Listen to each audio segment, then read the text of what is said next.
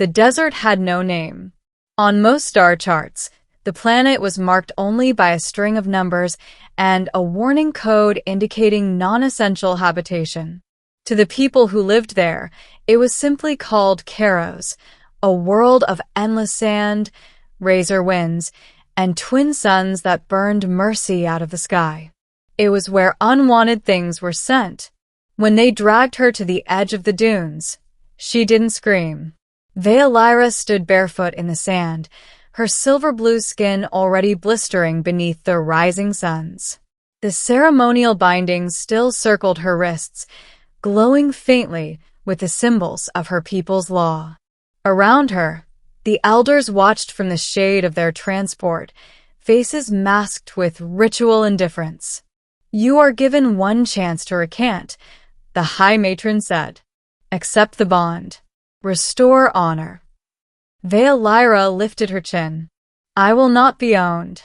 A murmur rippled through the elders. "To refuse marriage is to reject your duty," the matron replied. "To reject your duty is to reject your people." "I reject a future where my life belongs to someone else," Veolyra said quietly. The matron gestured toward the desert. "Then the desert will decide your fate." The bindings released. The transport doors sealed. The engines ignited. And Veolyra was alone. She watched the vehicle vanish into the heat haze without tears. Crying wasted water, and water was life. She had been trained well, too well for this punishment. The elders believed exile would break her spirit before the suns broke her body. They were wrong about one thing. She didn't intend to die quietly. Miles above the planet, Jonah Cade cursed as his ship rattled through atmospheric turbulence. "This is why I don't take unregistered contracts," he muttered, wrestling the controls. Jonah was a scavenger by necessity, not choice. Former exploration pilot. Former everything. These days, he hauled salvage from forgotten worlds, dodging pirates and debt collectors in equal measure. Kairos was supposed to be empty. His sensors, however, told a different story. "Life sign," he frowned. "Out here?" Against his better judgment, Jonah guided the ship lower. The desert unfolded beneath him like an endless ocean of fire. His scanners pinpointed a single biological reading, weak, fading, but unmistakably sentient. "Nope," he said aloud. "Not my problem." The ship drifted.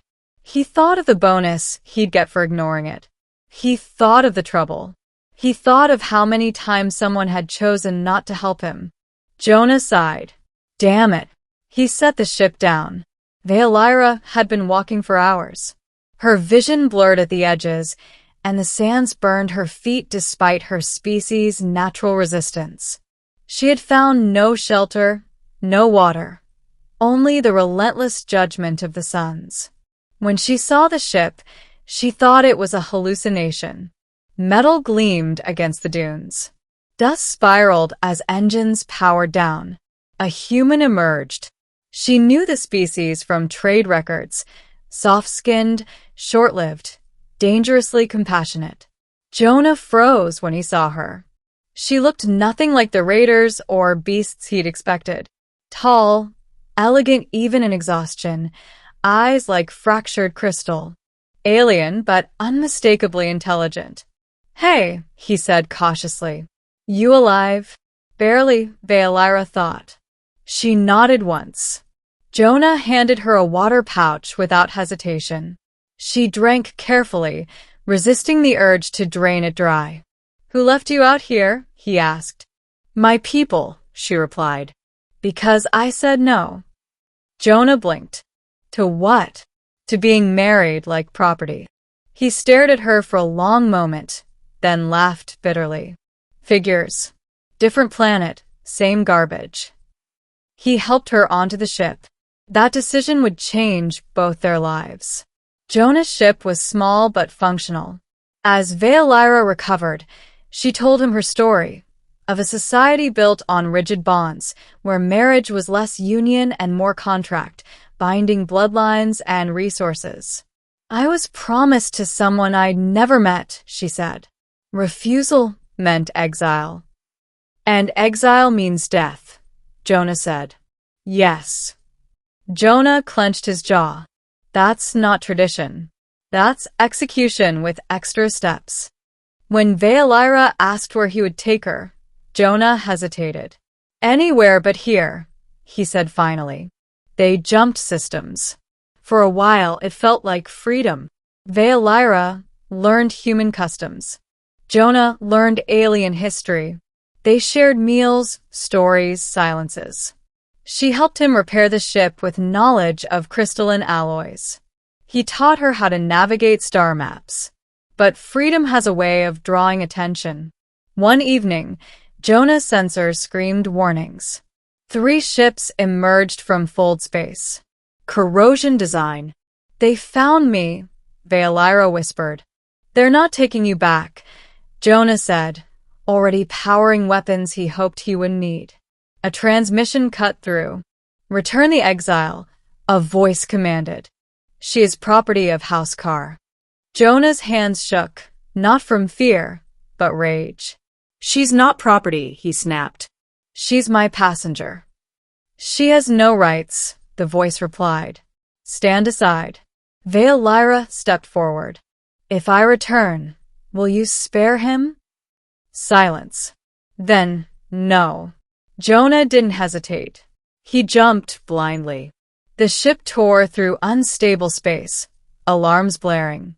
They emerged battered but alive in an uncharted system, drifting near a blue-green world. Sensors lit up. Habitable. No claims. No laws. Jonah exhaled shakily. Looks like we found somewhere new. They settled on the planet over the next months. Veolyra adapted quickly, her resilience honed by a lifetime of expectation. Jonah built shelter, learned the terrain, planted crops from the ship's stores. They weren't rulers. They weren't heroes. They were survivors. News traveled slowly, but it traveled. Other exiles came. Runaways. Refugees. People who had been told they didn't belong. A settlement formed. When corrosion ships finally arrived, they didn't find a lone exile.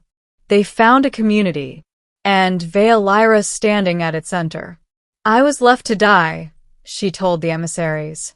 Instead, I chose to live. And now, I choose who I stand with. The corrosions withdrew. They never returned. Years later, Jonah watched the twin moons rise over their adopted world. Funny, he said. They tried to erase you. Veolyra smiled. They only erased their claim. She took his hand, not as bond, not as ownership, but as choice. She had been left to die on an alien world. Instead, she had found a future.